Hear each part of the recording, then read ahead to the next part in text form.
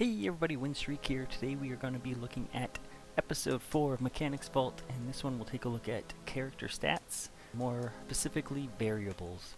So, variables are important because they can be changed mid-game. You can see taking 5 damage a hit here, which, once I grab that lovely pineapple, damage goes down to 2.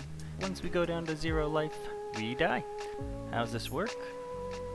There's two different ways we can hold variables for stats. One is inside of your hero character, and you can set them instance variables.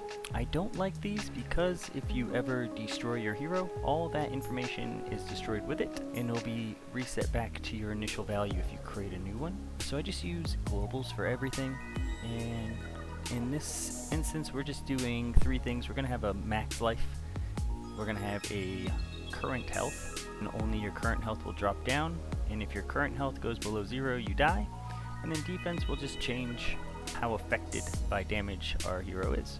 So on function scene 4, no changes, and then we have a ball attack in scene 3.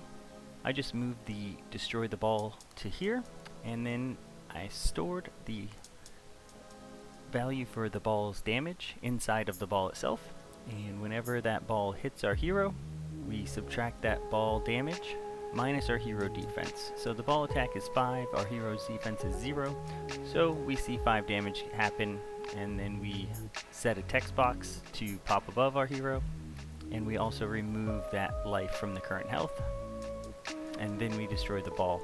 And this is what I was talking about with the instance variables on objects. If they're destroyed, they go away.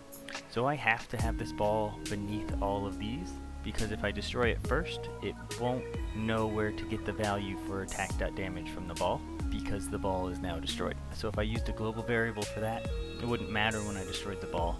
I would just grab it off of the global. But since this one's easier to maintain than our hero, we can do it with the instance variable and still maintain our damages here. Text created. This is just a small amount of code to make the text appear, scroll up for a second, and then destroy. I added a pineapple so I could gain 3 defense.